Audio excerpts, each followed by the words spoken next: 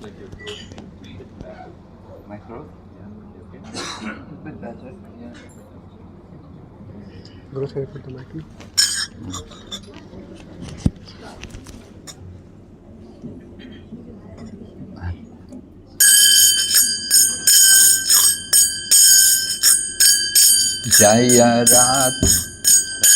Jaya Radha Madhava Kunja Bihari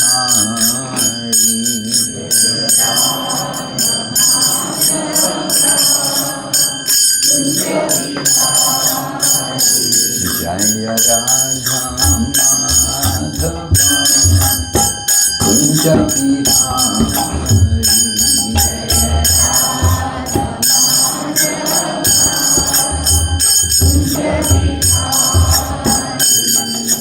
Gopi Janabala Giridhar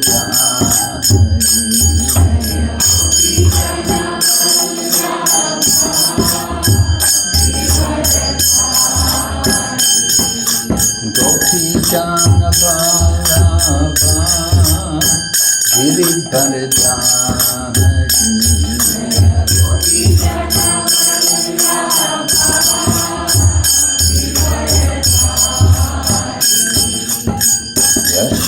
Yashodanandana Prajajana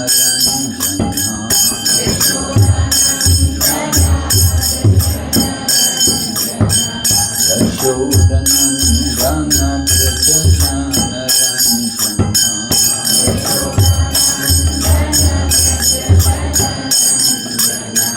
Yamuna Tira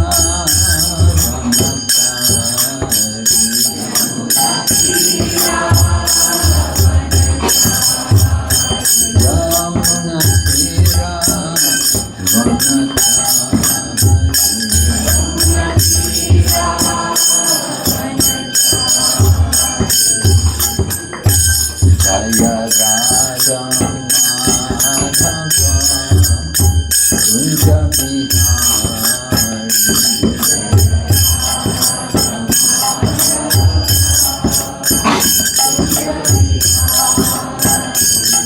Jaya Radha Madhava Kunja Bihari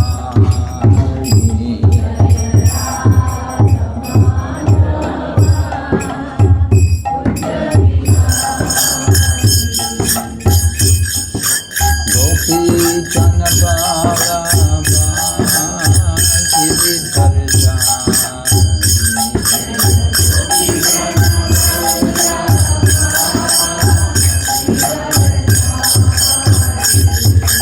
Gopi Janabala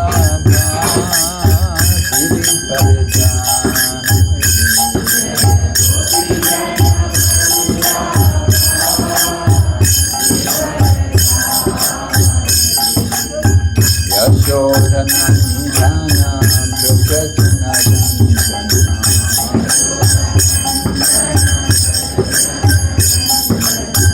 Yashodanandana Prajajana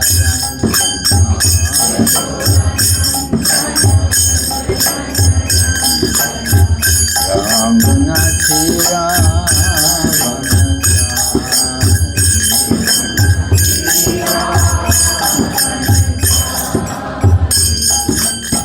Yamuna Tira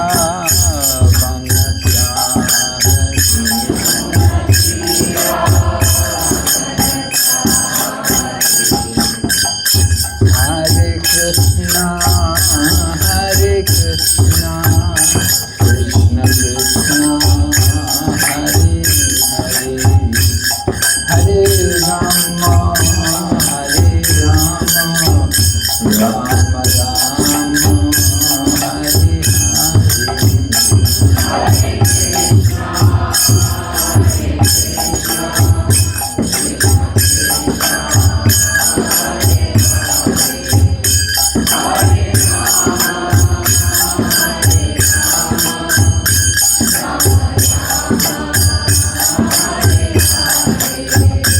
Hare Krishna, Hare Krishna,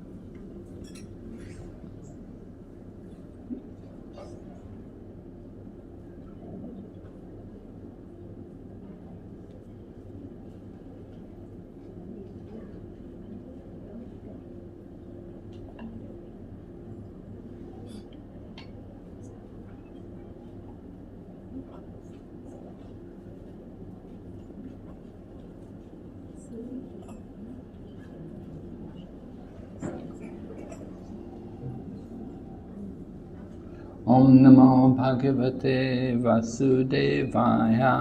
Om Namo Bhagavate Vasudevaya.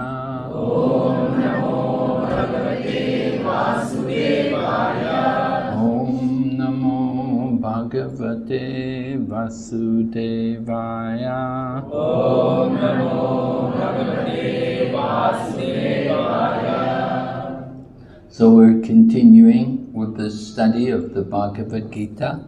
Today we're on chapter 10, which is the opulences of the Absolute, text number 37.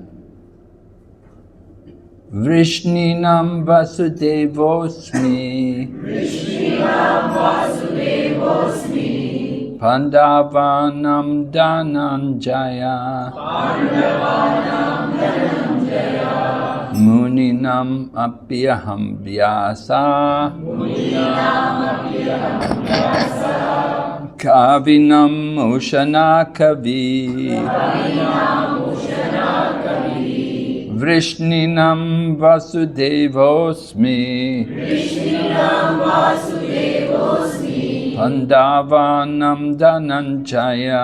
Pandavanam dhananjaya. Muninam apyaham vyasa. Muninam apyaham vyasa. Kavinam ushana kavi. Kavinam ushana kavi.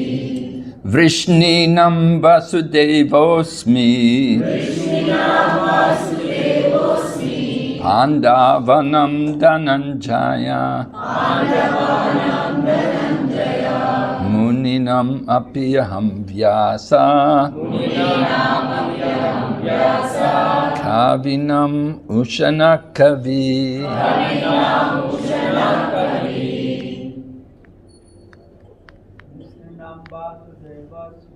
Vrishninam vasudevosmi.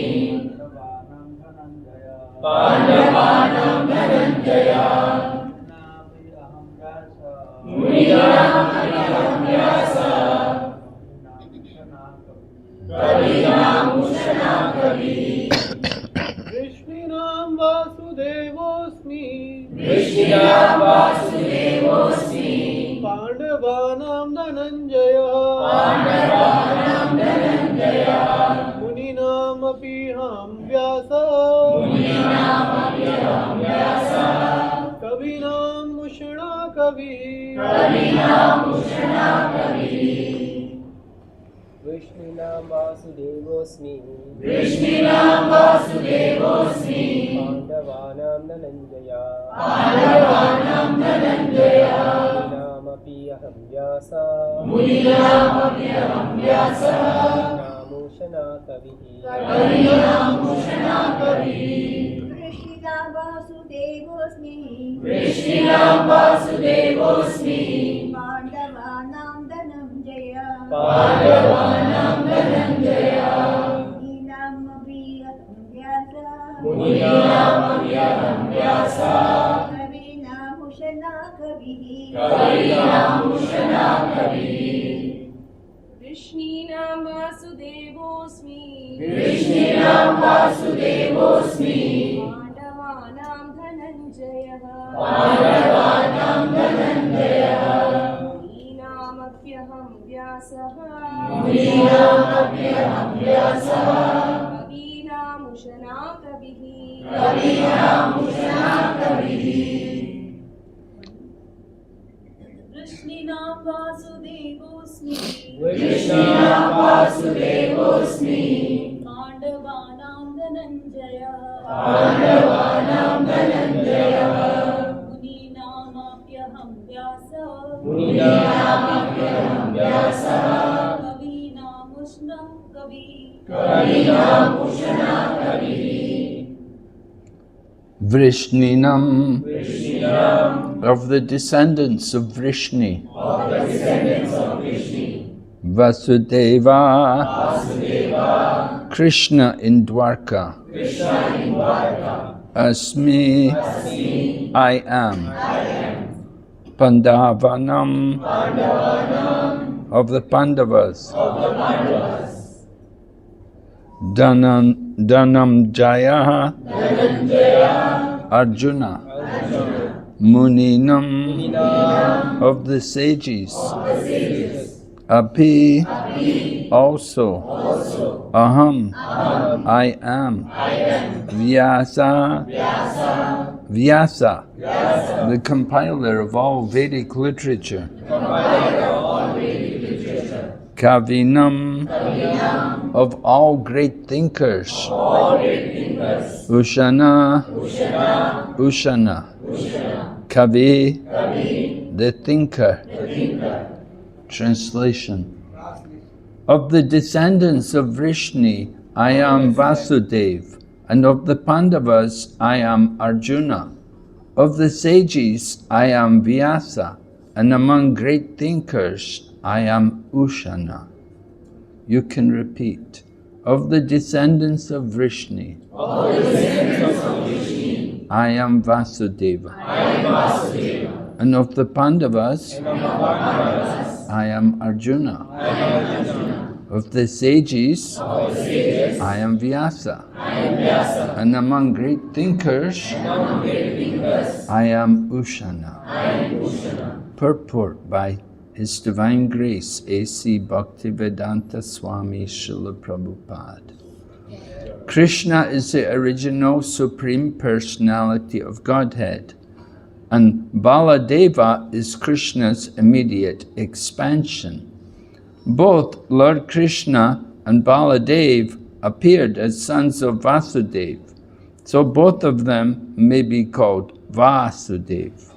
From another point of view, because Krishna never leaves Vrindavan, all the forms of Krishna that appear elsewhere are his expansions. Vasudeva is Krishna's immediate expansion, so Vasudeva is not different from Krishna. It is to be understood that the Vasudeva referred to in this verse of Bhagavad Gita is Baladeva or Balarama, because he is the original source of all incarnations, and thus he is the sole source of Vasudeva. The immediate expansions of the Lord are called Swamsha, or personal expansions, and there are also expansions called Vibhinamsha, separated expansions. Among the sons of Pandu, Arjuna is famous as Dhananjaya. He is the best of men and therefore represents Krishna. Among the Munis, or learned men conversant in Vedic knowledge, Vyasa is the greatest because he explained Vedic knowledge in many different ways for the understanding of the common mass of people in this age of Kali. And Vyasa is also known as an incarnation of Krishna. Therefore, Vyasa also represents Krishna. Kavis are those who are capable of thinking thoroughly on any subject matter. Among the Kavis, Ushana Sukracharya was the spiritual master of the demons. He was an extremely intelligent and far-seeing politician. Thus, Sukracharya is another representative of the opulence of Krishna. Om Jnana Timirandasya Gyananjana Shalakaya Chaksurunmilitam Yena Tasmai Shri Gurave Namaha Shri Chaitanya Manobhistam Stapitam Yena Bhutale Swayam Rupa Kadamayam Dadati Satanantikam Vandeham Shri Guru Shri Yatapadakamalam Shri Gurun Vaishnavamsya Shri Rupam Sakrajatam Sahagana Raghutam Sajivam Sadvaitam Sabhadutam Parijana Krishna Chaitanya Devam Shri Radha Krishna Padam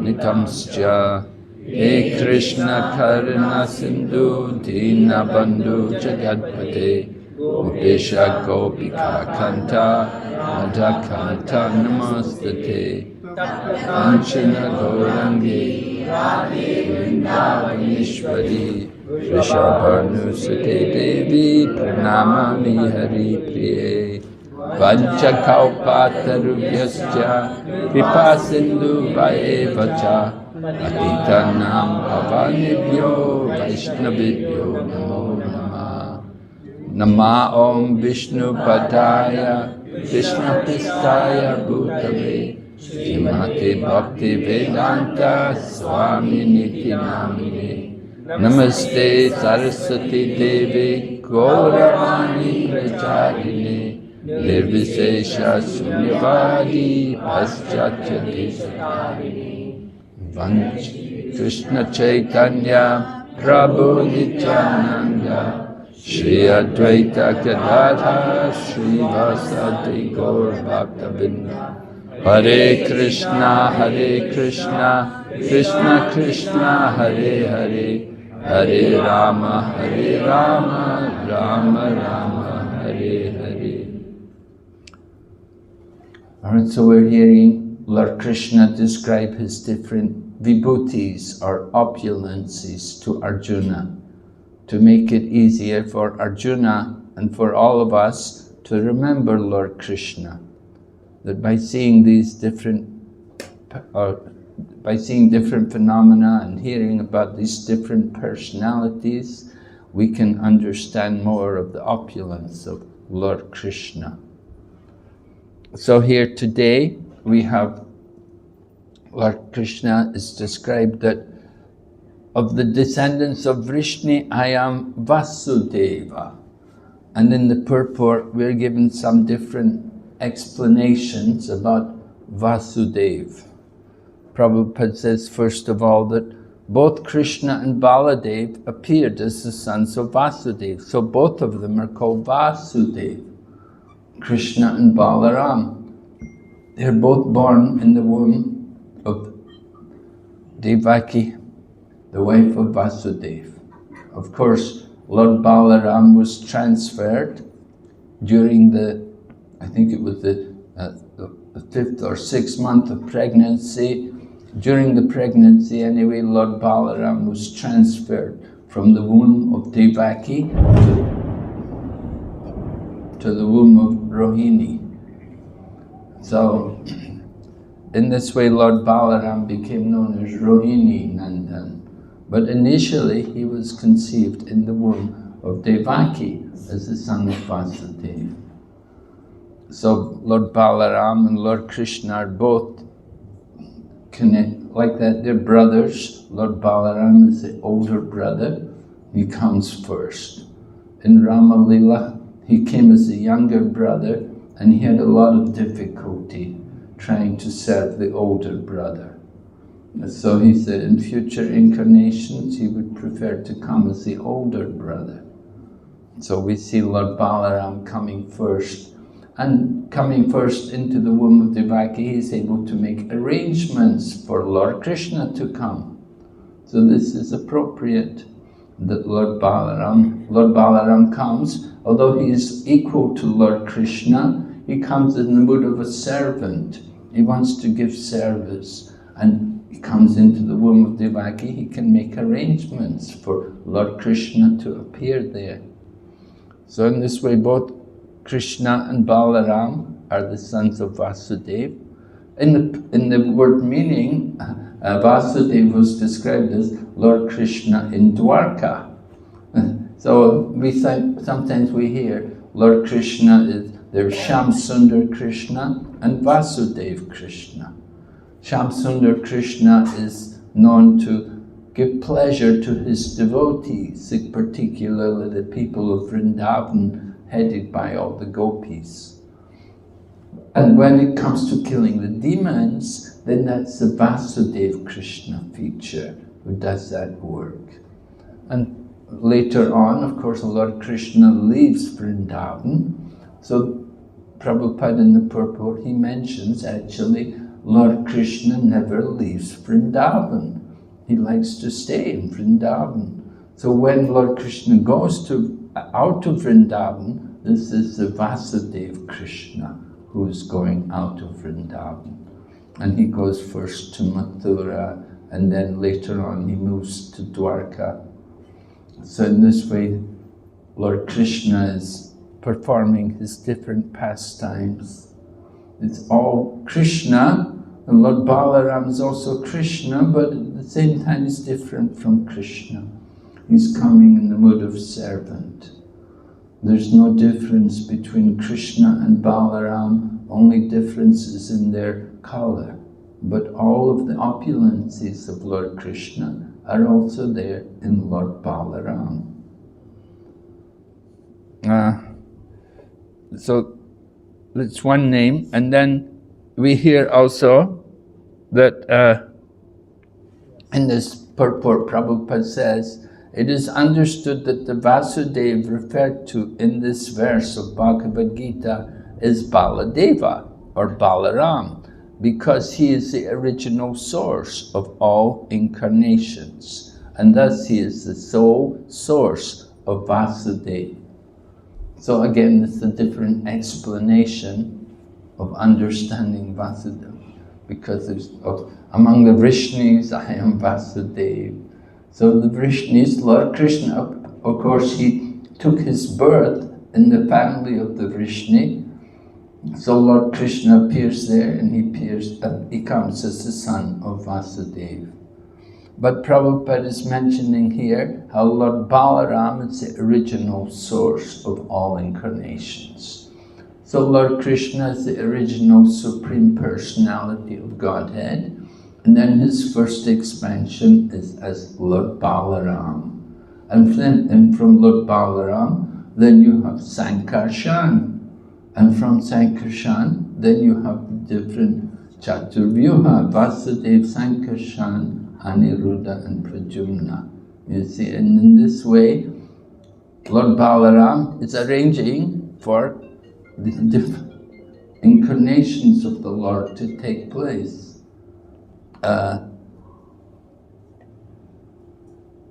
Actually, Vasudeva is the super soul, the Paramatma, the Lord in the heart. So that personality is an expansion of Lord Balaram.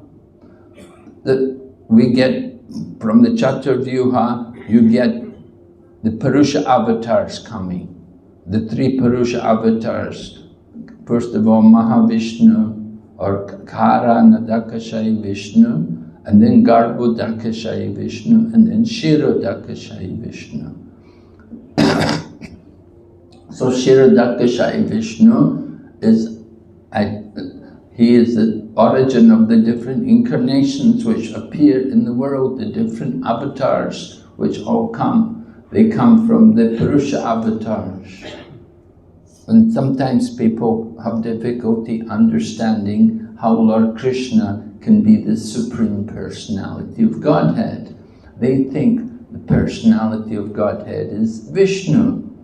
Indeed, for example, Sri Vaishnavas, they will present Vishnu as being the Supreme Personality of Godhead.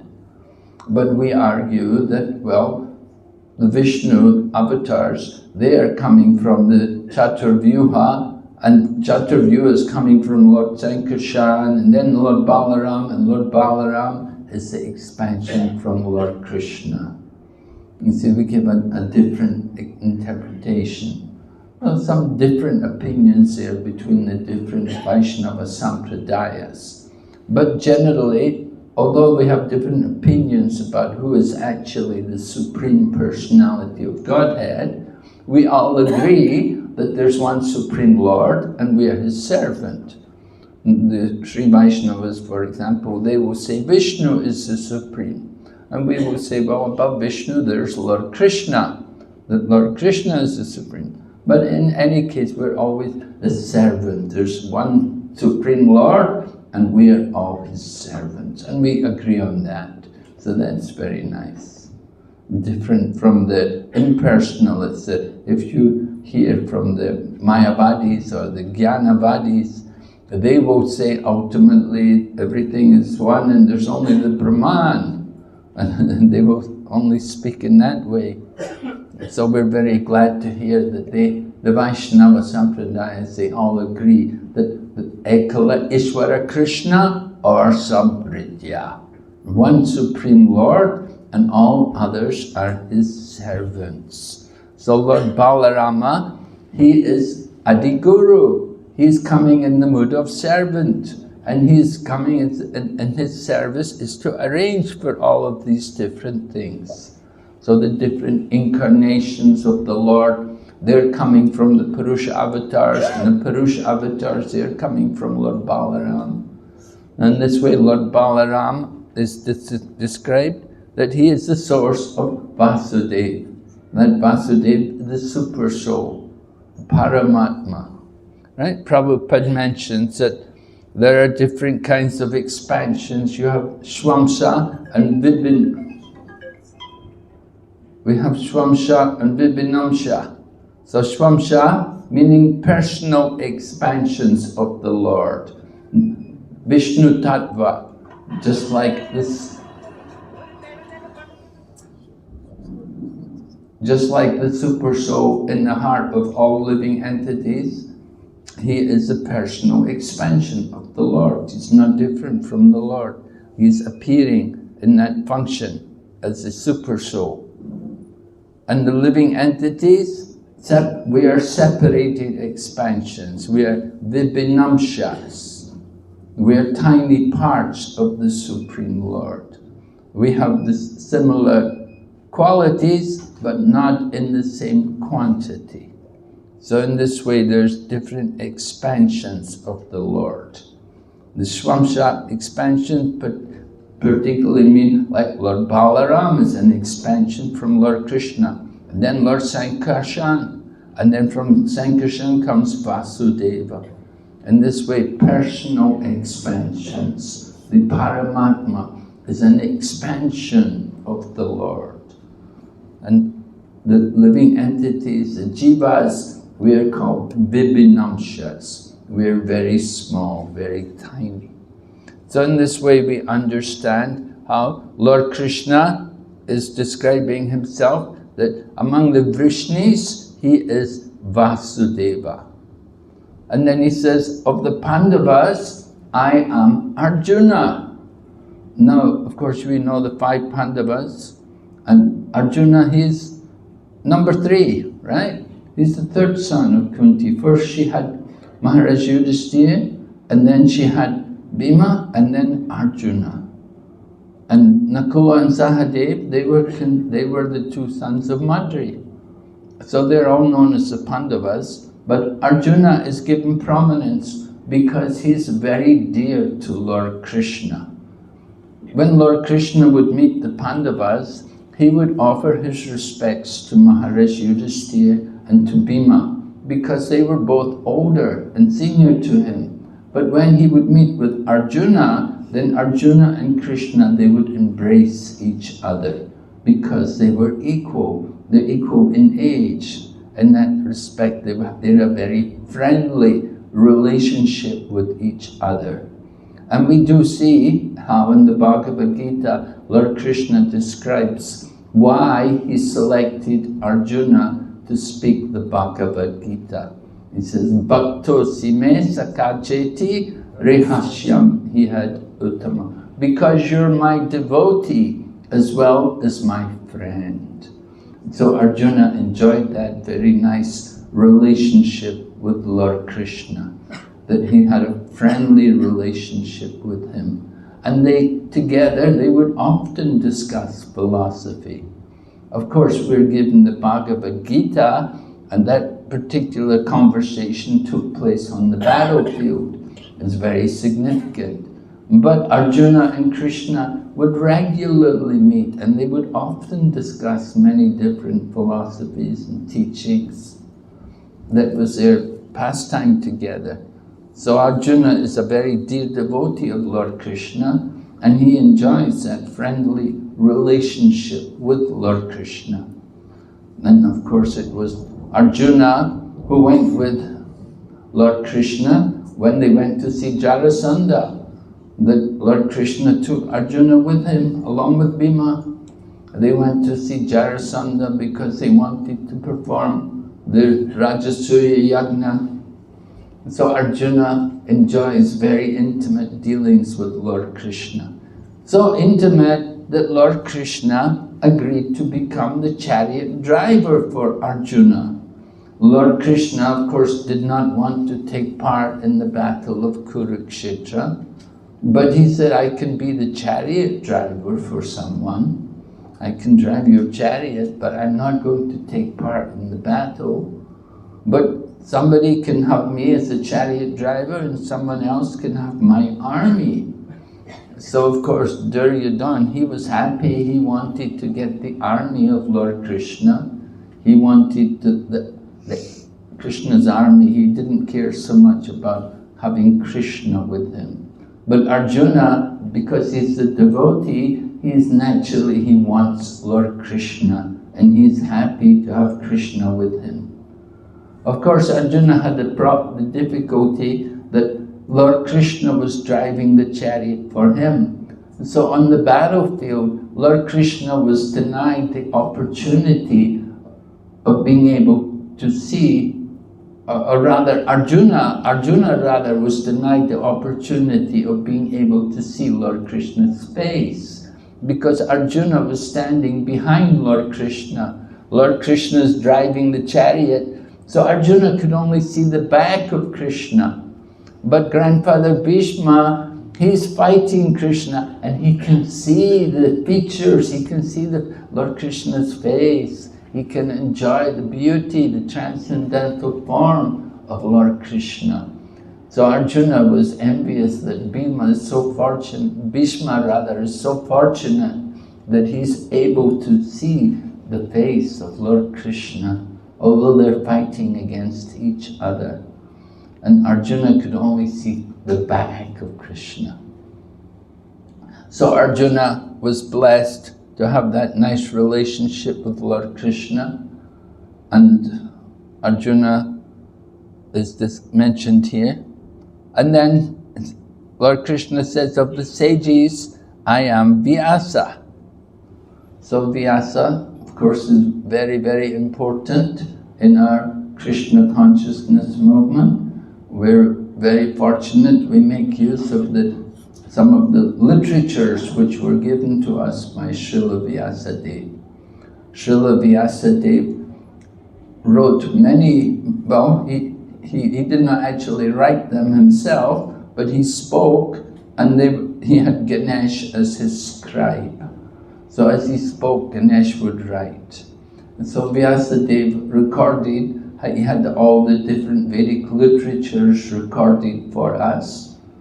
And he wrote also the Mahabharata, and he wrote also the 18 Puranas, which are all very important for us. In the Kali Yuga, it is said that the Puranas are more important than the Vedic literature. The Shruti is the Vedic literature, but to actually go understand the Shrutis and to get the message from the Shrutis is very difficult. But from the Puranic literature, it is very clear. So we are encouraged to give more importance to studying the Puranas than to studying the actual Vedas.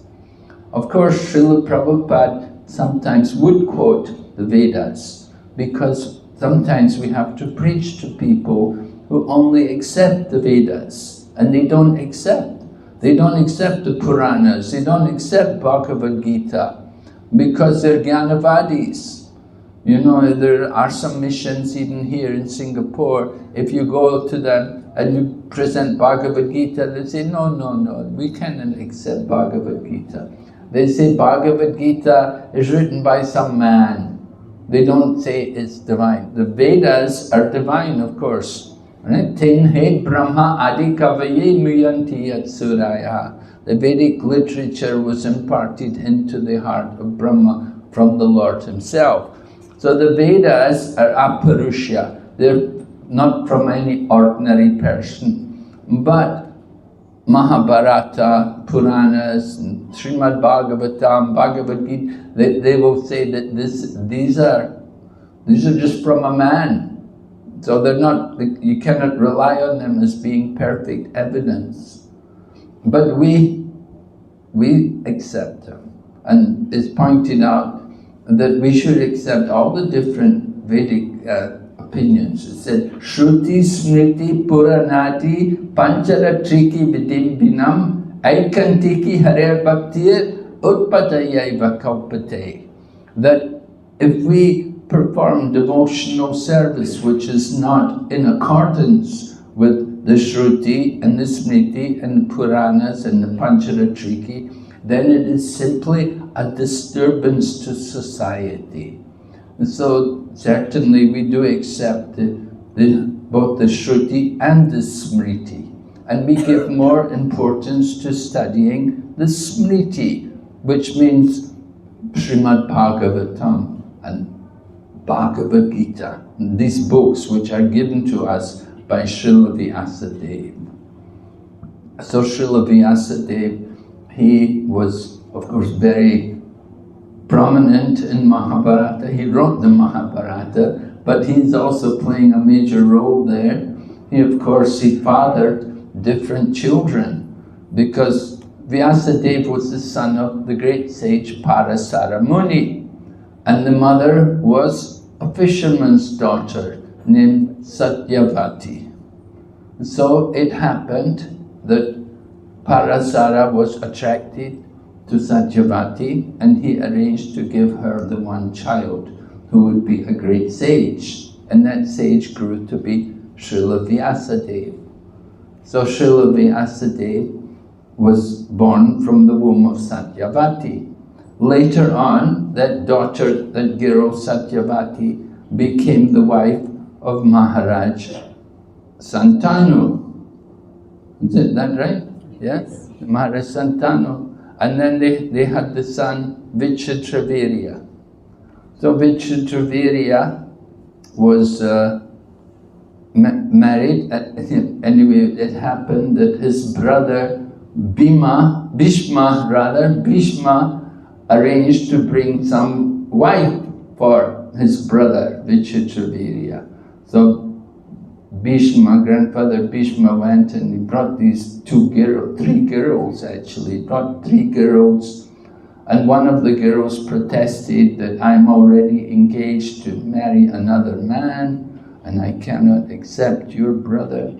So she was sent away, and the 2 girls who were left, they were married to Vichitravirya, but Vichitravirya died without producing any issue.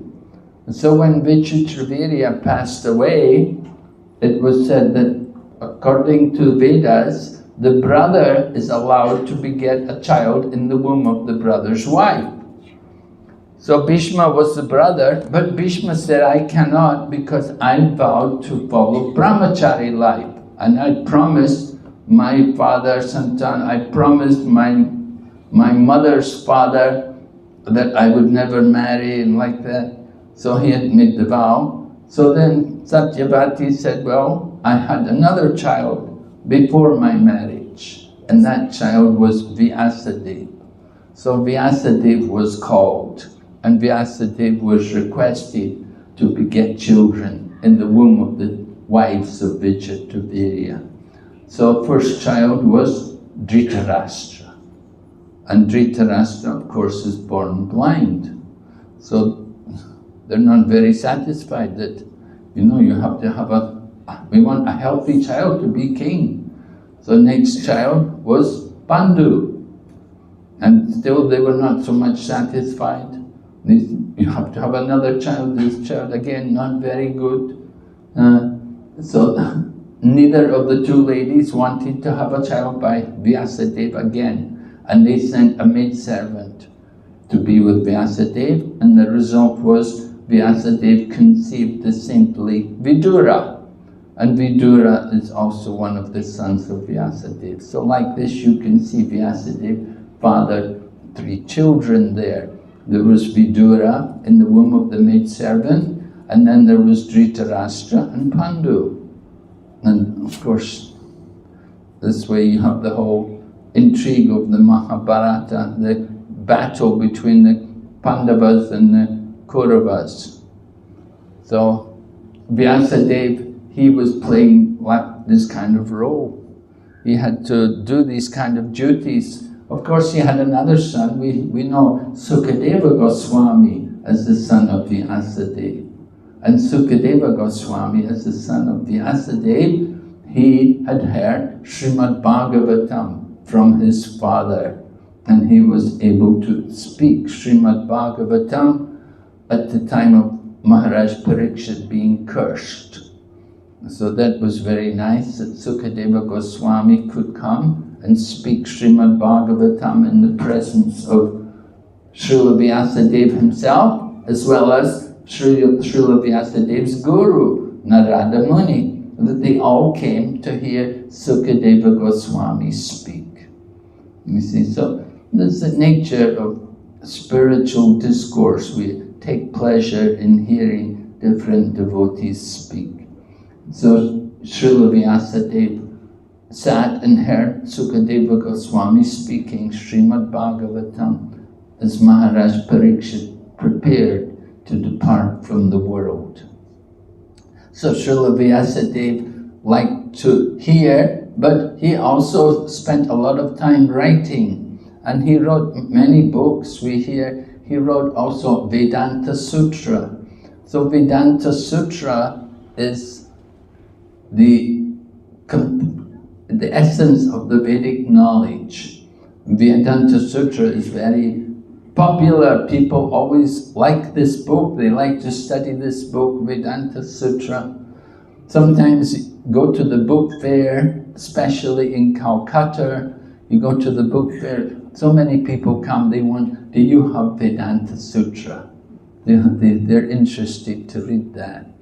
Because Sripad Shankaracharya had given a lot of prominence to the message of Vedanta Sutra. And it's the custom among the Mayavadi sannyasis that they will all study Vedanta Sutra. And indeed, when Lord Chaitanya Mahaprabhu was in Benares, he was criticized by the Mayavadi sannyasis headed by Prakashananda Saraswati, that this Mahaprabhu, he's a sentimentalist. He's only singing and dancing, and he's not studying Vedanta Sutra. And he should be studying Vedanta Sutra with all of us. Of course, when they met together, then Lord Chaitanya revealed that actually he knew Vedanta Sutra, because Vedanta Krit Veda Ved Eva Chaham. Lord Krishna says, by all the Vedas I am to be known. Indeed, I am the author and I am the compiler of the Vedas. So Srila Vyasadeva himself, he has compiled this Vedanta Sutra. And certainly he knows the meaning behind Vedanta Sutra. And that is why we say, you want to understand Vedanta Sutra, you should read Srimad Bhagavatam. The Srimad Bhagavatam is the authorized commentary on Vedanta Sutra. So, the different acharyas, they've also written their own commentaries on Vedanta Sutra. And at one point there was a dispute that the Gaudiya Vaishnava line is not bona fide because there was no commentary on Vedanta Sutra. Anyway, it was arranged that Baladeva Vidyabhusan would go there and he would write a commentary on Vedanta Sutra.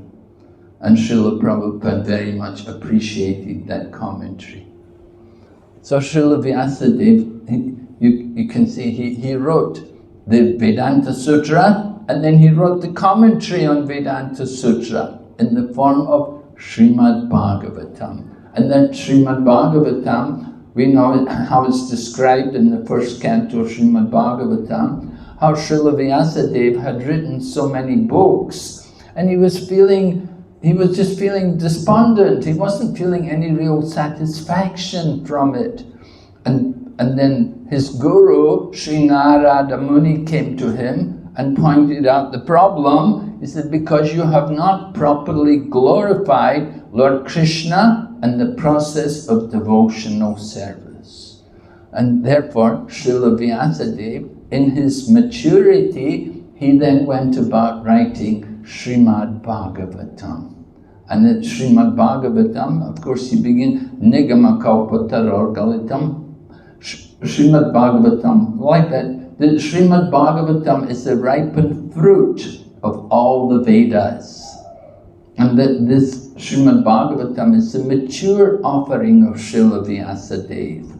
The other Puranas are not as important. It is Srimad Bhagavatam which is the mature contribution of Srila Vyasadeva.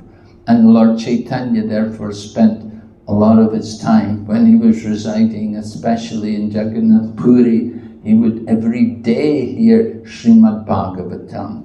He would go to Gadadhar Pandit, and Gadadhar Pandit would recite Srimad Bhagavatam to him. And we know, of course, ourselves how Srila Prabhupada, our own founder Acharya, how he dedicated himself to Srimad Bhagavatam and writing his purports on Srimad Bhagavatam for all of our benefit. So here it's mentioned, Lord Krishna said of sages, I am Vyasadeva, that Srila Vyasadeva, he is literary incarnation of Lord Krishna.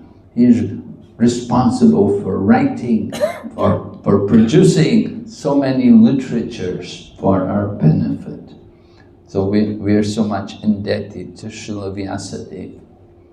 And then the final personality mentioned here, Lord Krishna says, among thinkers, I am Ushana. Ushana being a name of Shukracharya. And Shukracharya is the guru of the demons. There's always conflict between the demons and the devotees. And usually when there's conflict, usually the demigods, the devotees will come out victorious. But sometimes, not every time, sometimes the demigods also lose their power. Just like in Srimad Bhagavatam it is described how on one occasion they had disrespected Brihaspati and they had lost their guru. So at that time the demons came and they conquered over the demigods and they took control of the heavenly planets. So Sukracharya, or Ushana, as he's described here, he was the guru of the demons. And he was very, very powerful. In fact, it is described there that on one occasion when the demigods were fighting the demons, Bali Maharaj was leading the demons and he was killed in the battle. But his guru, Sukracharya, was so powerful that he could bring him back to life. So you can just imagine how powerful he was, that he had that power. He could bring back to life someone even after they have been killed. So Sukracharya was the guru of the demons. And because of their guru's blessings, they were able to conquer over the demigods and take control of the heavenly planets. So in this way we can understand how powerful Sukracharya was. Of course, in the Srimad Bhagavatam, we know that when Bali Maharaj appeared in the arena of sacrifice, Lord Vamanadev rather appeared in the arena of Bali Maharaj's sacrifice. Now, Sukracharya knew the benefit of giving charity to Brahmanas, and Sukracharya had told Bali Maharaj to be charitable, to give charity to the Brahmins.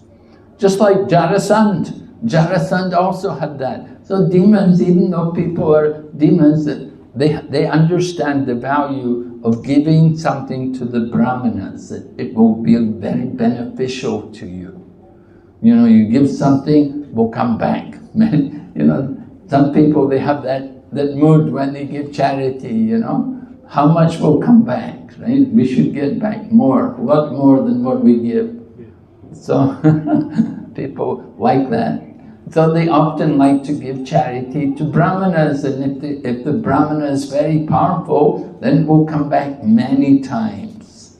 So Shukracharya had instructed Bali Maharaj to give charity to Brahmanas. So Lord Vamanadev came, he took the form of the Brahmana boy, and he's come to beg charity from Bali Maharaj. But Sukracharya is very, very powerful, and he could understand this Brahmana boy. This is the Lord. He's the personality of Godhead. He's Bhagavan, and he's going to cheat you. Right? We were hearing, yes, in the last class, Lord Krishna, among gamblers and among chiefs, the gambler, something like that. So Lord Vamanadev comes and he's going to cheat Bali Maharaj, you see. Bali Maharaj is not so much against it, he doesn't mind, but he thinks, well, if he is the Lord, then it's to my benefit if I give him. And if I don't give him, he can take it anyway. So it's better to give than to have him take it. And so Bali was very intelligent. And Sukracharya is a little worried. You know, he thinks, if you give him charity, you'll take everything, you'll have nothing left. And so Shukra, you know, he's a bit worried. If you lose everything, who will maintain me, you know? Nobody to look after me anymore, you know, if you lose everything. So I don't want you to give it everything, you'll lose everything, it's not good. So Sukracharya is worried about his own self. He doesn't want Bali Maharaj to give. Anyway, Bali Maharaj decides to give, and Sukracharya is not very happy with him. But anyway, it all happens. This is all the Leela of Lord Vamanadev, taking back the heavenly planets for the demigods.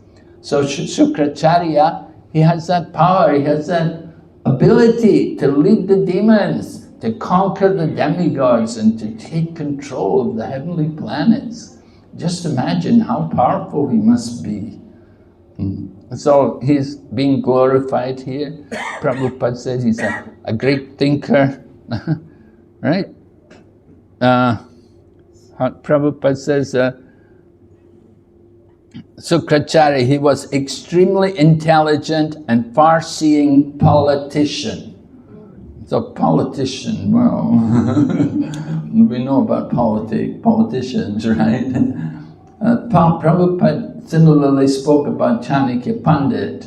The Chanakya Pandit, he was also politician. That he was not so much devotee, but he was politician. And even Mahatma Gandhi, sometimes it was said about Mahatma Gandhi that among devotees, he was more a politician. Among politicians, he was a devotee. But like that. So similarly here we have Sukracharya. He was far-seeing. So far-seeing politician. So he's described also as a representative of the opulence of Lord Krishna. Just try to imagine how wonderful the opulence of Lord Krishna is. Lord Krishna's opulence is being described for all of us. And of course at the end of this chapter, Lord Krishna himself will say that what need is there, O Arjuna, for all of this detailed knowledge? With a single fragment of myself, I pervade and support the entire creation. So Lord Krishna wants us to understand something, just to have some appreciation of the opulence which is there. And that is the representative of Lord Krishna. Everything belongs to Krishna. So that opulence which we see in the world, it is all Krishna's opulence. And one devotee was with Prabhupada one time on a morning walk, and he said to Prabhupada, he said, "Oh Prabhupada, look at the sunrise, isn't it beautiful?" And Prabhupada looked at him with a bit of disgust and said, "If you're still attracted to the material world, you'll have to take birth again." And so Prabhupada, he was training the devotee, you know, you want to see, you want to appreciate the sunrise, see it in relation to Krishna. Don't just see it as being something, oh, very beautiful, oh, so nice, so opulent. But we have to understand how everything is actually in relation to Lord Krishna. So this is the purpose of Bhagavad Gita, Lord Krishna speaking these different examples here in this chapter of Bhagavad Gita. He wants us to understand everything in relation to his opulence. Lord Krishna, he is the Supreme Personality of Godhead, and all opulence is certainly his. Whatever we see, it's just a tiny spark of his splendor. We may think, oh, so much opulence. We think sometimes, some people think maybe Singapore is opulent. Some people go to Australia, they think, oh, Australia is opulent. We cannot imagine what the heavenly planets are like. Heavenly planets are so many thousands of times more opulent than here. And when you go beyond this place into the spiritual sky, then you can understand what is real opulence. Of course, the real opulence is in the relationship with Krishna and enjoying the loving exchanges with Krishna. So in the spiritual world, there is Vaikuntha, where there's simply the mood of Aishwarya, awe and reverence. But in Goloka, in the planet of Lord Krishna, there is Madhurya, there's real sweetness. And the devotees, they want to relish that sweetness in loving exchanges with Lord Krishna. So Lord Krishna is coming, he's speaking the Bhagavad Gita. He wants to attract all of us to go back to him. Right? We've been here in this material world so long. We've wasted so many lifetimes away from him. It's time for us all to go back there to be with him. All right, so we're going to stop here now. If there's any questions. Yes, Prabhu?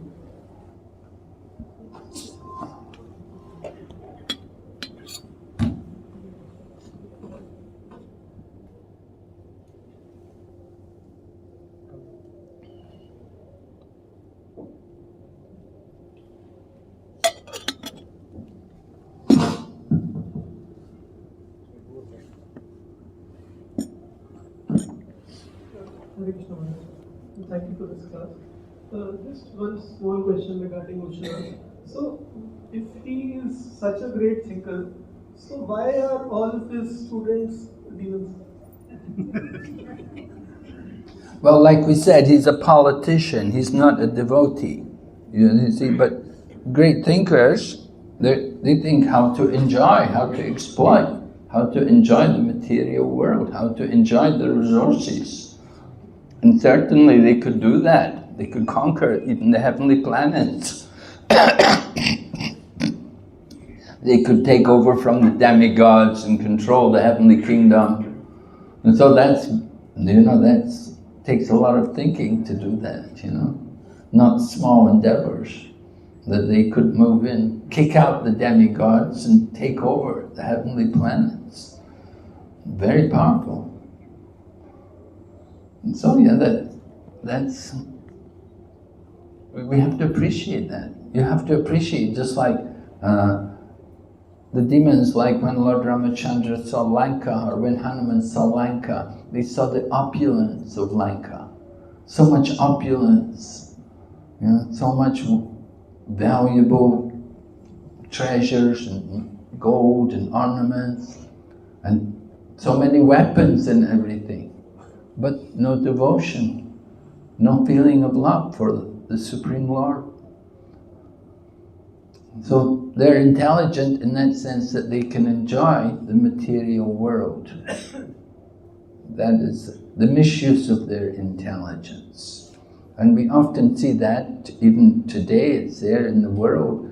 So many scientists and philosophers, today there's so many scientists, they're all working to make the world more comfortable.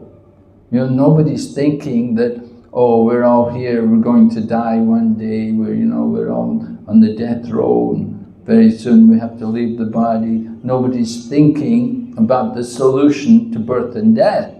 They're only thinking how to be happy and more comfortable here in the prison house of the material world.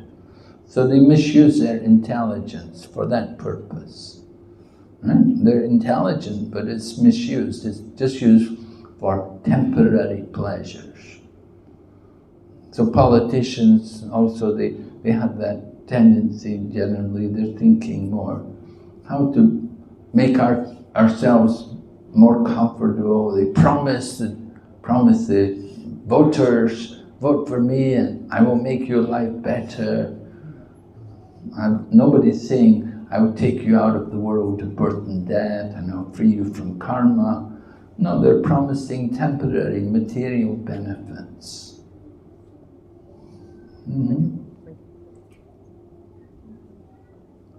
Any other questions?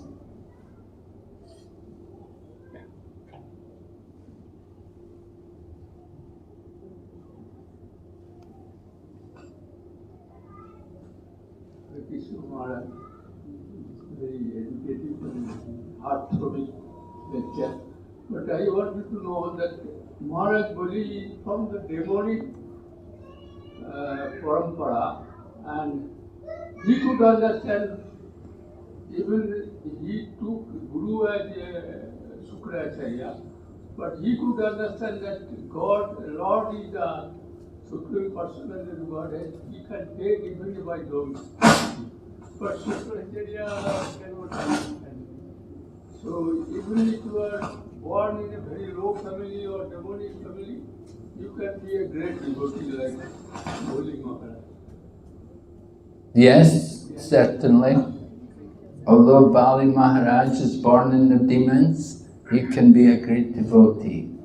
And we see also Bali, of course, he is the grandson of Prahlad. So Prahlad was a great devotee. So Bali is the grandson, he's also a devotee.